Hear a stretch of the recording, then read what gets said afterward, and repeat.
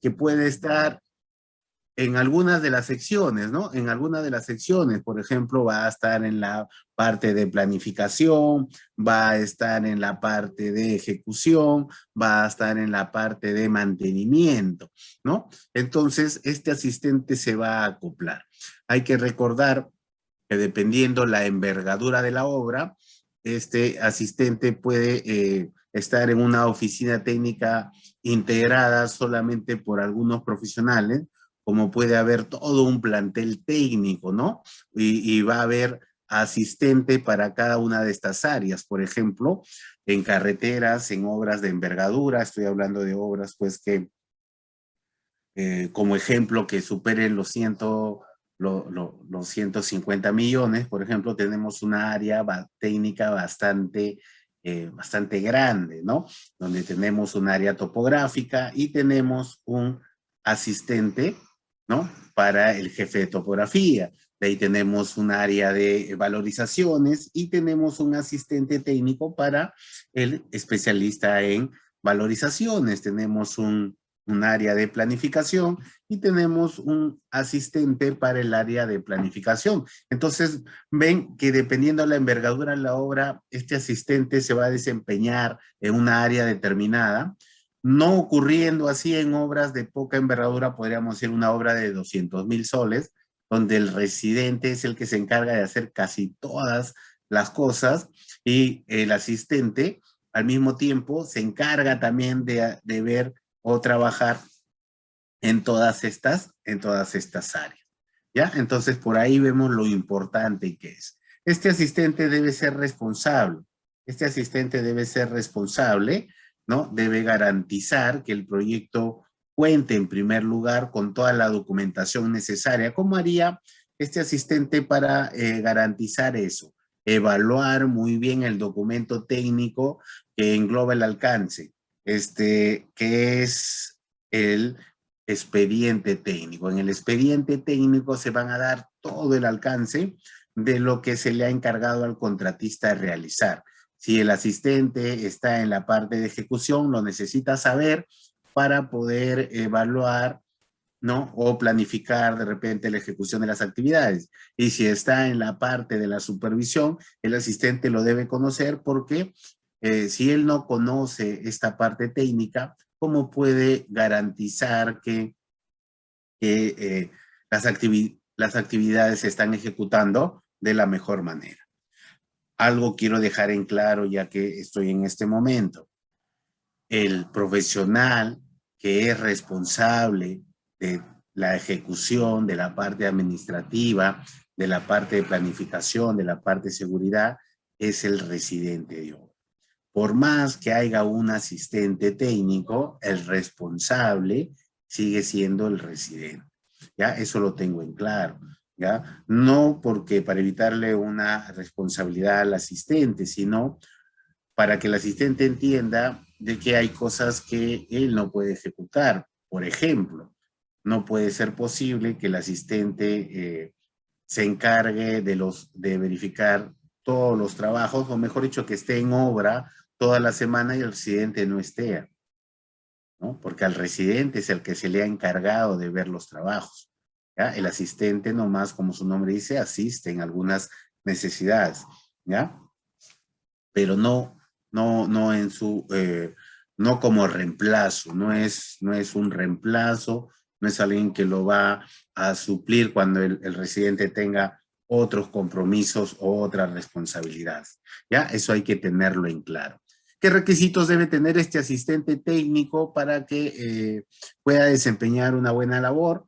En realidad puede ser un bachiller, de las especialidades que están relacionadas a la construcción, que son la ingeniería civil, la arquitectura, y de otras especialidades también, como podría ser las instalaciones sanitarias o eléctricas, dependiendo pues el tipo de obra que se está desarrollando, ¿ya? Que se está desarrollando.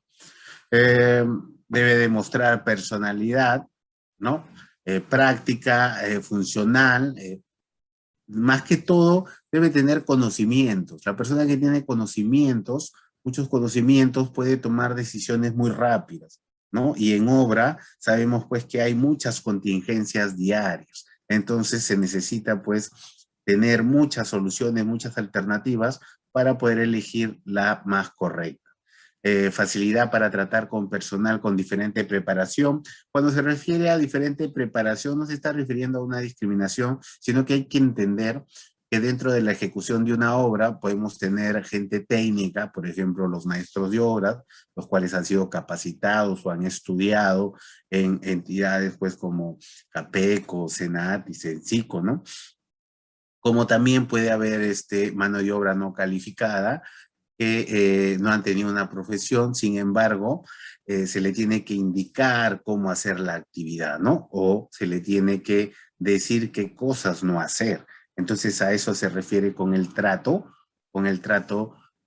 personal con personas de diferente preparación, ¿no? Las funciones netas del asistente es tratar directamente con el residente, o tratar directamente con el supervisor, ¿no? Apoyar en el planeamiento, la programación de ejecución, ¿no? Cumplir con lo dispuesto en los sistemas de gestión, esto es básico, ¿no? Él tiene que ver, una parte del sistema de gestión es la seguridad, entonces siempre tiene que estar atento frente a eso, si el personal está usando pues los EPPs correctamente o está utilizando los equipos, o de repente en las diferentes inspecciones programadas, ¿no? Ya sean de equipos o ya sean de herramientas. No estoy diciendo que el asistente va a suplir pues al profesional de seguridad, ¿no? Al prevencionista o al ingeniero de seguridad.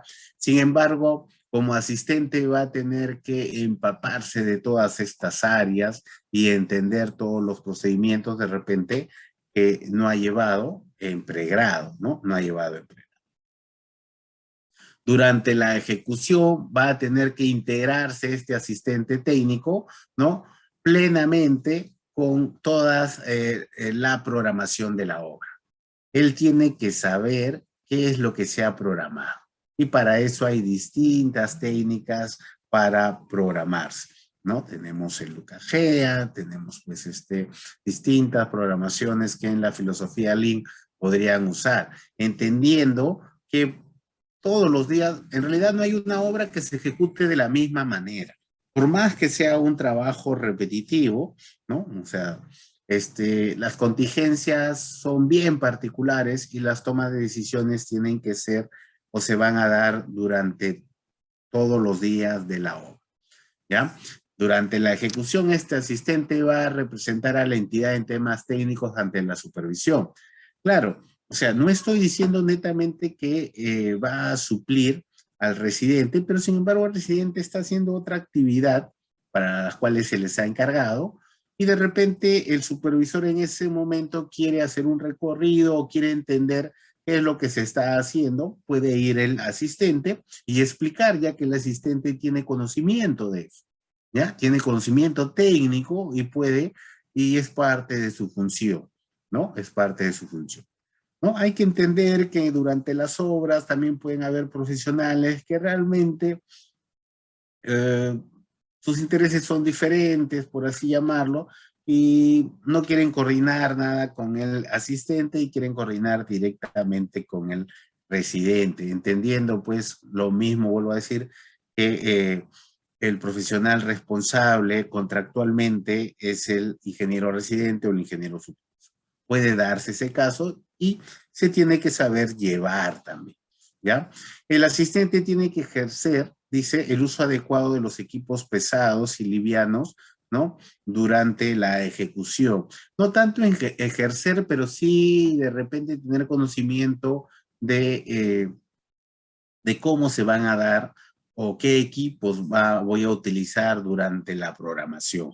Y es así que yo debo tener una programación interna de equipos. ¿Y de dónde voy a sacar esa programación? A través, pues, de las actividades, ¿no? Cada actividad tiene un requerimiento de recursos y ese requerimiento de recursos debe programarse, ¿ya? Debe programarse.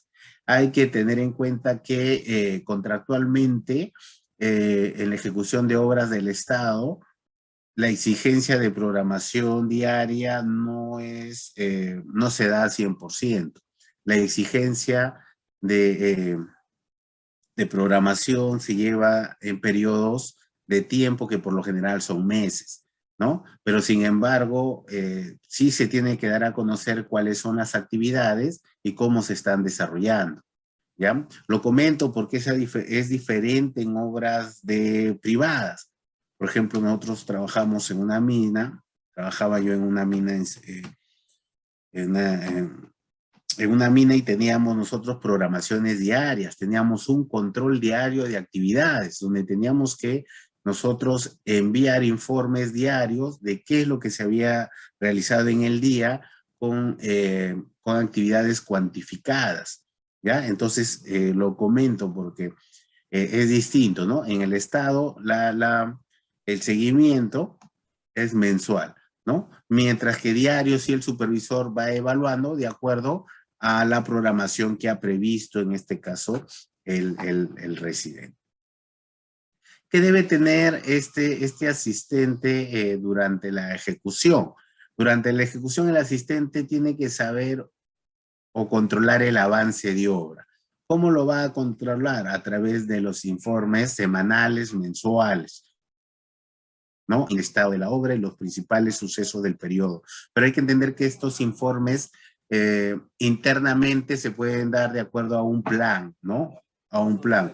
Pero contractualmente se dan a fines de mes mediante las valorizaciones, ¿ya? Mediante las valorizaciones. Pero eso implica que él conozca, pues, de programación, conozca de cronogramas, ¿no? Que esté involucrado en todas estas áreas, ¿no? Todas estas áreas. El asistente técnico va a tener que conocer o elaborar durante su participación en la ejecución de las obras en elaboración de valorizaciones, memorias descriptivas, en presupuestos, de repente en ampliaciones de plazo, de repente en adicionales. Entonces va a tener que estar empapado, de todos estos conocimientos, ¿ya? De todos estos conocimientos. Va a realizar los metrados, ¿ya? Los metrados, cuadro de adicionales, deductivos. Todo esto va a tener que entender. Entonces, ustedes miran que el ingeniero, el asistente técnico tiene que saber todo lo que sabe el residente, realmente sí. Por eso es que se busca que esté involucrado o pertenezca a estas áreas, pues, ¿no? A las áreas de la ingeniería civil o a las áreas de arquitectura, ¿ya? Porque para poder apoyar necesita conocer. También se necesita conocer en el área de la seguridad. Nuestra norma es la G050, la norma de seguridad. Él necesita haberla leído, comprendido y saberla, porque de esa manera él va a poder evaluar que se está cumpliendo. Al margen de ello, necesita saber todo el sistema de gestión de acuerdo a la propia constructora, ¿no? Todo su plan de seguridad y llevar a cabo de acuerdo a las protocolos que ahí se hayan previsto, ¿ya? Cuando acaba la ejecución de la obra, ¿qué tiene que saber el asistente? Tiene que elaborar metrados. ¿Por qué va a elaborar metrados? Porque se va normalmente al contratista, se le encarga la elaboración de la liquidación de la obra. ¿Y qué involucra la liquidación de la obra? Involucra pues que se tenga en primer lugar todos los planos post construcción, o sea que se tenga las actividades, el alcance plasmado en láminas, ¿ya? Se necesita metrar esas láminas, se necesita metrar esas actividades para tener el metrado realmente ejecutado, entendiendo ya sea una obra contratada bajo el sistema de precios unitarios o ya sea una obra contratada bajo el sistema pues a suma alzada, ¿no? Entonces eso vamos a hablar ahorita en un momento. ¿Ya? Entonces, esto es lo que yo había previsto un poco para ver el perfil del asistente. Y si se dan cuenta, el perfil del asistente realmente implica conocimientos, pues, casi a nivel de un ingeniero, ¿no? De un ingeniero residente o un ingeniero supervisor, ¿no? Es la única manera como él cómo él puede ayudar o contribuir en la ejecución. ¿Ya? Eso sí quiero que lo tengan en claro. ¿Ya? Quiero que lo tengan en claro. El expediente técnico, según el anexo 1 del Decreto Supremo 344, que es el reglamento de la Ley de Contrataciones, nos menciona pues que el expediente técnico es un conjunto de documentos. Y acá es donde ustedes van a poder evaluar qué cosas va a tener o cuál es el alcance para el cual te han contratado. ¿Ya? ¿Y qué vas a ver acá? La memoria descriptiva, las especificaciones técnicas que están relacionadas a la ejecución de actividades. Tenemos los planos, los metrados, el presupuesto, ¿no? Tenemos la fecha del presupuesto, que es importante. ¿Por qué es importante la fecha del presupuesto? Porque me va a permitir elaborar los reajustes, ¿no? Los reajustes. Tenemos el análisis de precios, los calendarios de avance y tenemos pues las fórmulas polinómicas y los estudios complementarios, ¿ya? Tenemos los estudios complementarios. ¿Qué más podríamos ver con el tema de la asistencia de obra?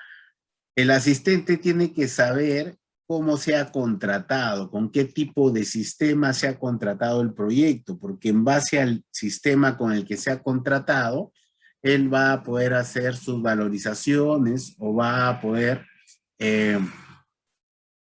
evaluar las actividades, a qué nivel, ¿ya? Por ejemplo, según nuestro reglamento de la Ley de Contrataciones, tenemos 3 sistemas para contratar las obras. El primero es a suma alzada, a precios unitarios y posteriormente una combinación de los dos, mejor dicho, una obra que tenga actividades contratadas bajo el sistema a suma alzada y también tenga actividades contratadas en el sistema a precios unitarios.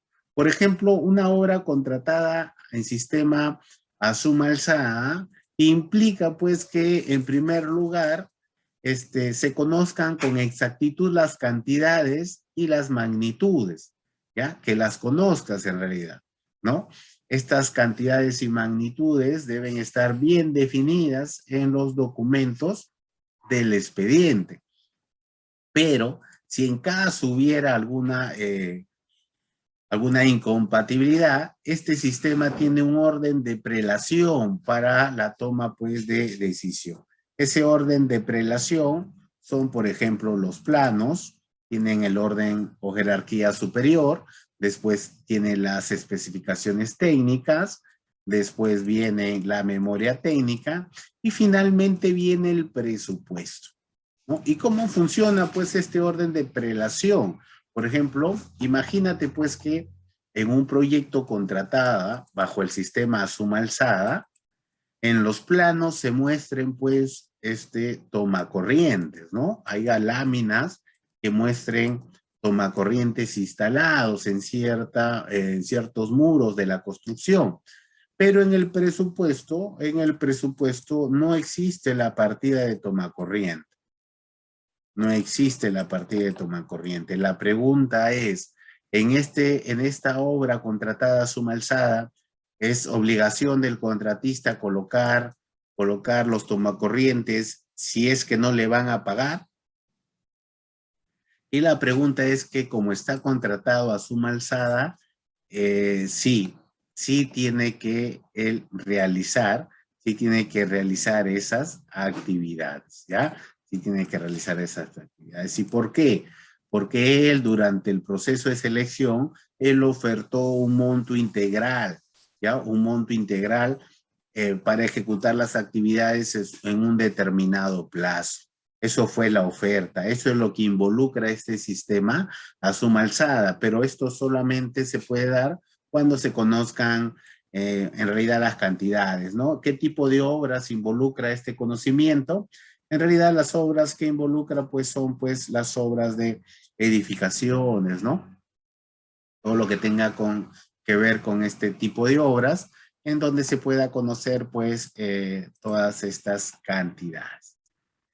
¿Y qué es una obra contratada bajo el sistema de precios unitarios. En primer lugar, lo que tienes que saber es que estas obras se van a dar cuando no se conoce con exactitud las cantidades de las actividades, ¿no? ¿En qué tipo de obras yo no puedo conocer las cantidades? Por ejemplo, en obras de carretera, nosotros sabemos que el corte de talud está pues supeditado al tipo de material. Y normalmente el tipo de material se va determinando durante la ejecución a través de un acta de materiales que se da pues entre la supervisión y el contratista, ¿no? Y a través del residente, donde se va decidiendo qué tipo de material es y por ende se va decidiendo qué tipo de corte de talud se tiene que realizar, ¿no? Ahí tenemos un ejemplo claro de que no podemos conocer con exactitud a la hora de elaborar el expediente el metrado, ¿no? Recién lo vamos a conocer cuando se ejecuta. ¿Qué es lo que pasa o qué de particularidad tiene este sistema a precios unitarios? Este sistema a precios unitarios tiene la particularidad de que solamente se va a ejecutar los metrados con que se cuente, ¿no? Durante la ejecución, ¿no? A diferencia del sumalzada. ¿Qué otra consideración tiene este precios unitarios? Por ejemplo, si hubiera una incompatibilidad, ¿qué debemos hacer? Por ejemplo, el mismo caso anterior, que en el presupuesto se vean pues en uno de los planos, ¿no? Se vean, por ejemplo, tomacorrientes, pero en el presupuesto no exista la partida.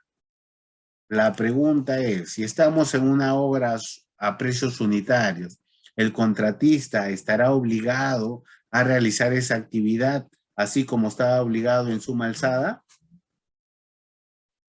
La verdad es que no, ¿no? Frente a una incompatibilidad, lo que tiene que hacerse es la consulta, ¿no? Es la consulta.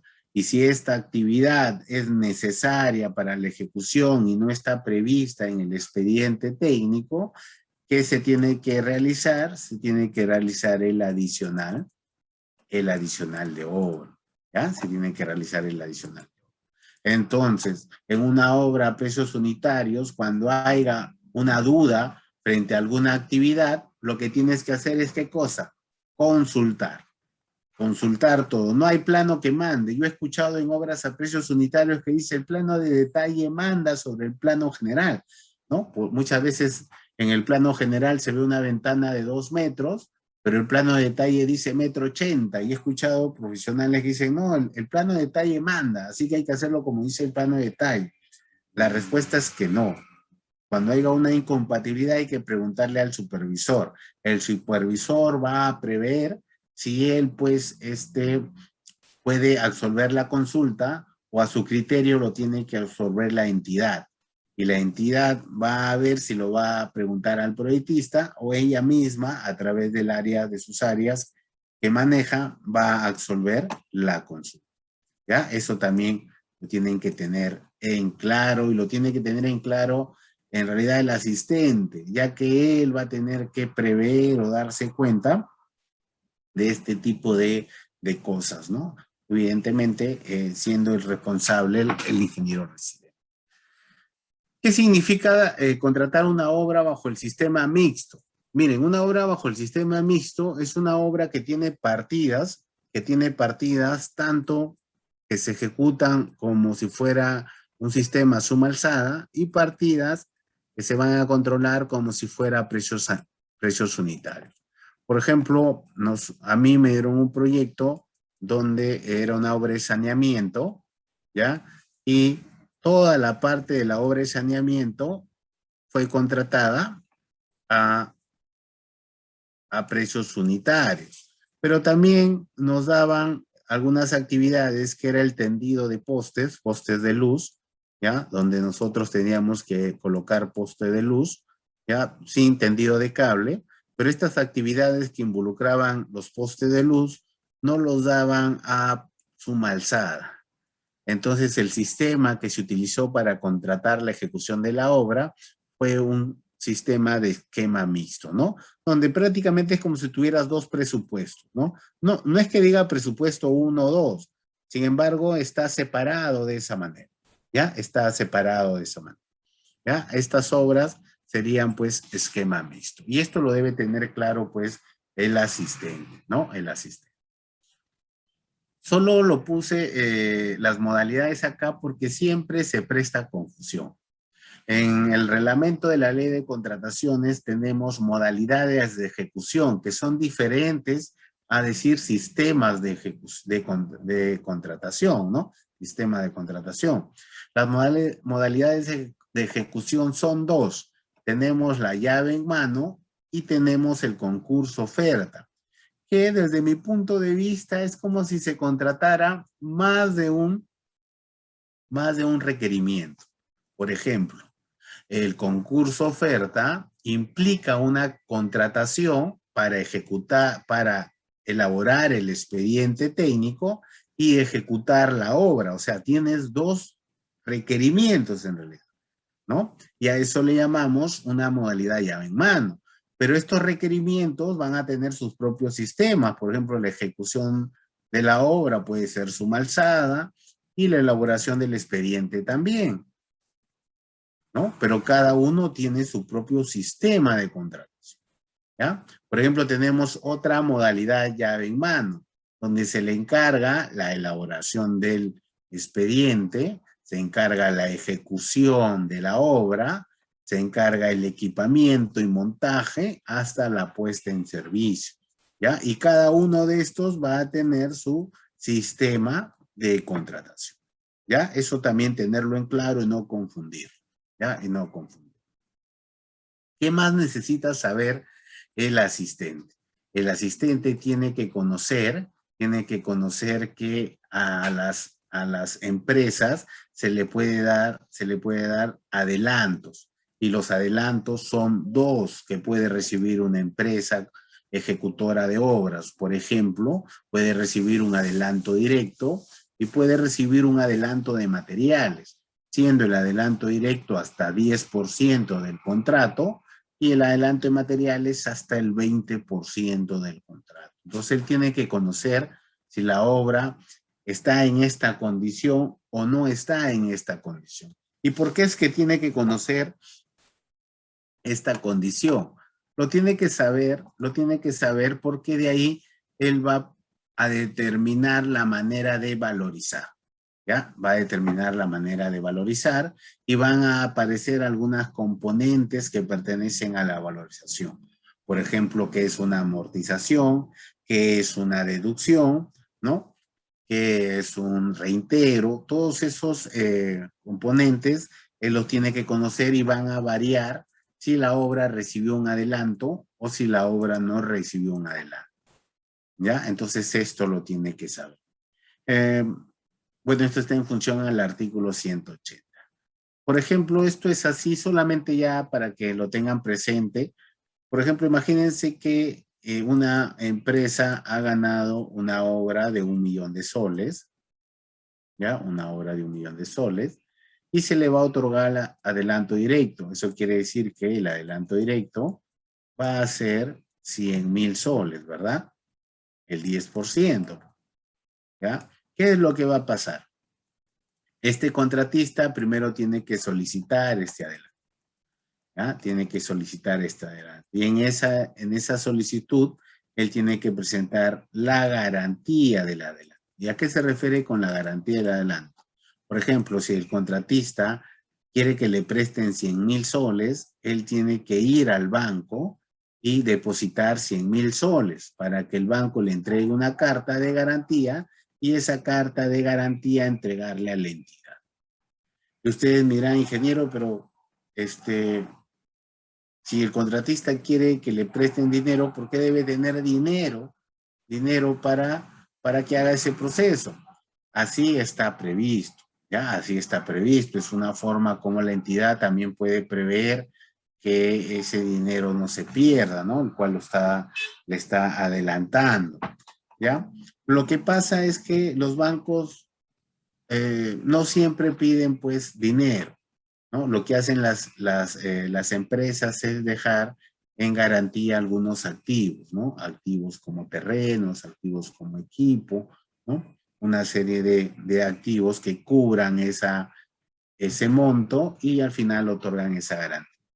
Hay que entender pues que el banco también te va a cobrar, pues no es que no te lo va a hacer gratis, entonces hay un costo ahí, ¿ya? Hay un costo.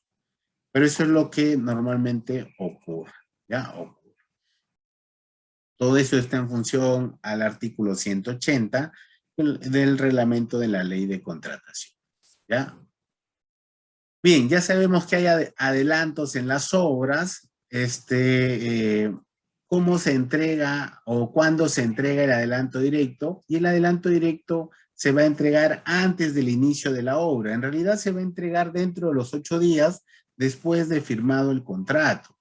Evidentemente, siempre y cuando lo haya solicitado el contratista y que este otorgamiento de adelanto esté previsto en las bases, ¿ya? Porque si no está en las bases, él por más que quiera el adelanto no va a poder solicitar, ¿ya? Entonces, él lo pide dentro de los 8 días después de firmado el contrato y la entidad tiene 7 días siguientes, ¿no? Para otorgarle el adelanto al contrato, ¿ya? Lo que quisiera que entiendan acá es que este adelanto se pide antes del inicio del plazo, ¿ya? Antes del inicio del plazo. A diferencia del adelanto de materiales. El adelanto de materiales, que es hasta un 20% del monto del contrato, se puede solicitar o se va a solicitar iniciado el plazo, ¿no? Iniciado el plazo de ejecución, en una fecha determinada en las bases, se va a solicitar el adelanto de material, ¿ya? Se va a solicitar el adelanto de material. Listo, esto también lo deben tener en claro, porque esto va a desencadenar algunas consideraciones en otros procedimientos, ¿ya? En otros procedimientos. ¿Qué debe saber el asistente? El asistente tiene que tener claro cuándo inicia el plazo y cuándo termina, ¿ya? Me ha tocado obras donde he llegado y el supervisor tenía una fecha de inicio, el residente tenía otra fecha y la entidad tenía otra fecha de inicio, ¿no? No, no poniéndose de acuerdo cuando iniciaba la obra. Y el artículo 176 del reglamento nos menciona cuándo inicia la obra y nos dice el plazo de ejecución va a regir desde el día siguiente de cumplido ¿qué cosa? Que la entidad diga al contratista quién es el inspector, o en otras palabras, quién es el supervisor de obra. Y esto lo comento porque eh, he visto obras donde inicia la obra, ya van pasando 6 días de inicio de la obra, y sin embargo el proceso de licitación del supervisor todavía está en proceso de selección, ¿no? Sin embargo, la obra ya inició, quedando esto prohibido, ¿no? Entendiendo pues que para que sea una obra, habíamos visto los requisitos, debe tener pues debe contar con profesional técnico. Este profesional técnico es el residente y el supervisor. O sea, no puede haber ninguna obra sin supervisor y sin residente, ¿ya? Esto ténganlo claro. Y ustedes miran, pero ingeniero, ¿se dan las obras sin supervisor? Ah, ya, si se dan las obras sin supervisor, hay algún funcionario que está cometiendo una falta, ¿no? Y por ahí va a tener que ser sancionado. ¿Qué más debo conocer para iniciar la obra? Que la entidad haya hecho entrega total o parcial del terreno, ¿no? Esto ya hemos visto, son entregas pues el área de ejecución le pertenece pues al contratista y todo lo que ocurra ahí es de su responsabilidad. Por eso a tener mucho cuidado, ¿no? Que la entidad provea el calendario de entrega de materiales o insumos. Esto también se puede dar siempre y cuando la entidad lo haya previsto en las bases. De repente la entidad tuvo una obra por ejecución presupuestaria directa y tiene por ahí un material, ¿no? Y de repente la obra se paralizó y ese material no quiere que se destruya, se malogre, y lo ofrece pues para otra obra, ¿no? De repente así lo han previsto en sus directivas. ¿Ya? Entonces, si eso ocurre, la entidad tiene que decir en qué fechas lo va a entregar, ¿ya? En qué fechas lo va a entregar. ¿Cuál es el otro requisito o la otra condición para el inicio de la obra? Que se haya entregado el expediente técnico de la obra, ¿ya? Que se le haya entregado el expediente técnico siempre y cuando éste se haya modificado por consultas o observaciones durante el proceso de selección. Hay que entender que cuando uno participa dentro de un proceso de selección, uno hace un pago, ¿no? Muchas veces el pago va entre 20 a 50 soles, ¿no? Hace un pago para ser postor, ¿no? Esto está previsto en la normativa, ¿no? Una vez que haces el pago, eres postor, la entidad te alcanza el expediente técnico. ¿Y por qué te alcanza el expediente técnico? Para que tú hagas tu oferta, para que tú hagas tu oferta, ¿ya? Entonces, en función a ese expediente, y si ese expediente sí hubo consultas y hubo observaciones que sí modificaron partes de ese expediente, se le tiene que alcanzar el expediente modificado. Pero si no ha habido ni consultas ni observaciones, la entidad da por entendido de que tú ya cuentas con el expediente. Ya cuentas con él. Y finalmente, la otra condición para que inicie el plazo es que la entidad haya entregado el adelanto directo, entendiendo pues que el adelanto directo se solicita dentro de los 8 días siguientes de firmado el contrato y la entidad tiene hasta 7 días siguientes para cancelar. ¿Ya? Entonces miren cómo vamos, qué cosas debe conocer pues nuestro asistente, ¿no? Así como debe conocer parte técnica, necesita conocer parte contractual, si no, no va a saber llevarlo de la mejor manera, ¿ya? No va a saber llevarlo de la mejor manera. Los metrados en obra, parte importante para el contratista, ya que al contratista se le ha encargado ejecutar actividades, pero evidentemente él para poder cobrar estas actividades en periodos mensuales necesita demostrar qué es lo que ha hecho. Entonces a eso le vamos a llamar metrado, ¿no? Tenemos que metrar las actividades ejecutadas. Evidentemente este metrado o esta ejecución obedece también a lo plasmado en las especificaciones técnicas, ¿ya? Entonces los metrados van a estar cuantificados. ¿Cuantificados en qué medida? En las medidas que visualizamos, puede ser en metro cuadrado, metro cúbico, metro lineal, ¿no? Tenemos todas esas medidas, ¿ya? Tenemos todas esas.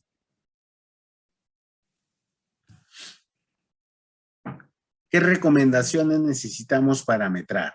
En realidad podemos ver pues algunas recomendaciones con las que debe contar pues el asistente técnico. Por ejemplo, debe tener conocimiento, ¿no? Sobre el proceso de las actividades. O sea, él debe saber qué actividades se van a desarrollar primero, qué actividades se van a desarrollar después, ¿ya? Después. Tiene que aplicar la norma. Hay que entender que metrar obedece ya a una estandarización. ¿Cuál es esa estandarización del metrado? El reglamento de metrados, cuando estoy frente a obras de edificación, ¿no? Obras de edificación y habilitaciones urbanas. Pero también puedo tener, para metrar, debo conocer, por ejemplo, las especificaciones técnicas de carretera. Debo conocer la resolución 192, ¿no? Del Ministerio de Vivienda para obras de saneamiento rural, ¿no? Puedo conocer el manual de puentes. ¿Y por qué menciono todo esto? Porque todos estos tienen actividades que están relacionadas a la ejecución de las obras, ¿no? ¿Qué más debo conocer para saber metrar? Debe apoyarse en técnicas, ¿no? Técnicas como el coloreo, la utilización de formatos o técnicas como la utilización de los programas, ¿ya? De los programas. ¿Qué tipos de metrado debe conocer el asistente? Por ejemplo, metrado por conteo, por acotamiento, por gráfico, instrumento, software, por fórmula. Entonces vemos una serie de tipos de metrado, ¿no? Tipos de metrado. Por ejemplo, acá yo estoy viendo en este ejemplo que en realidad la actividad se llama mejoramiento con over, ¿no? De una losa deportiva. Acá vemos que ya el volquete ha tirado el over, ¿no? Imagino en la geometría que está requerida. La pregunta es, ¿esta partida ya está ejecutada? Con solo el volquete llevar ahora el material, podemos decir que ya se cumplió con la partida, ya lo puedo valorizar, ya lo puedo cobrar.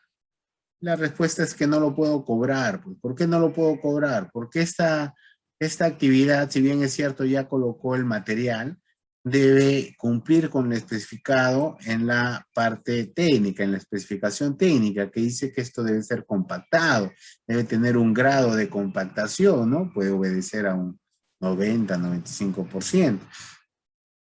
Entonces no se puede metrar, ¿no? Otras de las, como ejemplo de metrado, por ejemplo, acá tenemos al personal que está compactando, incluso vemos que ya está humedecido el terreno. La consulta sería, ¿se puede dar por cumplida esta partida?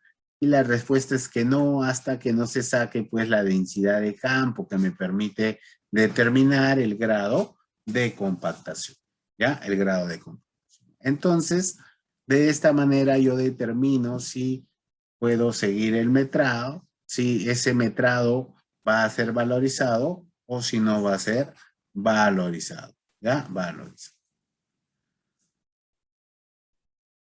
Bien, vamos a hablar ahora de que el asistente necesita conocer qué es una valorización. Ya hablamos del metrado, ya hablamos de qué condición debe tener el metrado. Entonces, valorización, en primer lugar, según el artículo 194 del reglamento de la ley, nos dice, de la ley de contrataciones, nos dice pues que las valorizaciones tienen el carácter de pago a cuenta, y son elaborados el último día del periodo previsto en las bases, ¿ya? Evidentemente son elaborados por el contratista y supervisor. Entonces tienen esa condición. ¿Qué otra cosa son las valorizaciones? Dice, es la cuantificación del costo de los trabajos de una obra, ¿no? Del costo de los trabajos de una obra. En otras palabras, la valorización viene a ser la cuantificación de las partidas ejecutadas durante un periodo de tiempo, pero estas están expresadas ¿en qué? En costo, ¿ya? Están expresadas en costo. Entonces, lo que en otras palabras vamos a determinar cuánto es el avance, ¿ya? ¿Cuánto es el avance? ¿Y cómo valorizamos en realidad? ¿Cómo determinamos las valorizaciones? En realidad, las valorizaciones se van a determinar si son valorizaciones contratadas bajo el sistema a suma alzada o si son valorizaciones contratadas bajo el sistema a precios unitarios, o sea, va a ser diferente. ¿Ya? De ahí regresamos a este cuadro para poder ver qué son las valorizaciones. ¿Ya? Entonces las valorizaciones, miren, las valorizaciones, si el sistema de contratación fue a suma alzada, la valorización dice que se formulan en función a los metrados ejecutados. O sea, cuando yo hablo de valorización, hablo de metrados ejecutados, ¿no?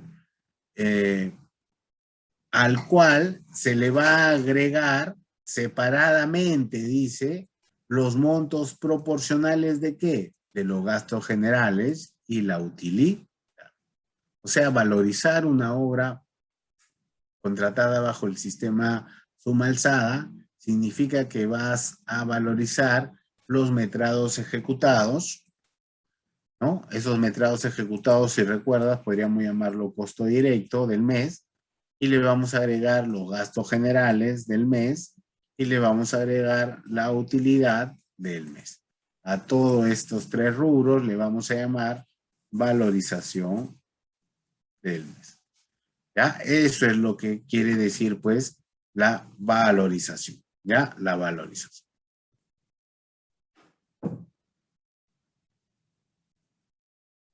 A ver.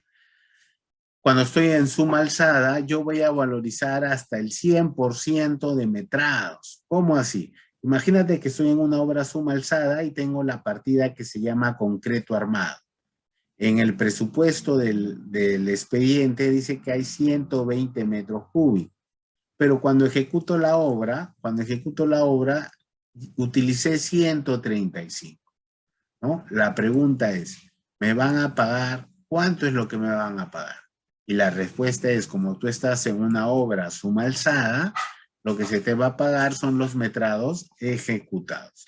En otras palabras, los metrados pactados, ¿ya? O sea, si habíamos pactado 120 metros cúbicos, si tú hiciste 135, solamente se te va a pagar los 120, ¿no? Por ser una obra a suma alzada. Y si el caso es al revés, ¿no? Donde, por ejemplo, haciendo muros de ladrillo, el expediente diría que hay 150 metros cuadrados, pero yo solamente hice 140 porque se cumplió con la meta, ¿no? De repente la meta decía hacer un muro de este punto al otro punto, pero estaba mal realizado el metrado. Y al final terminé ejecutando solamente 140. Lo que va a pasar es que me van a pagar a mí por el 100% de metrados. En otras palabras, por 150 metros cuadrados, ¿ya? Entonces, a suma alzada no existen los mayores metrados, tampoco existen los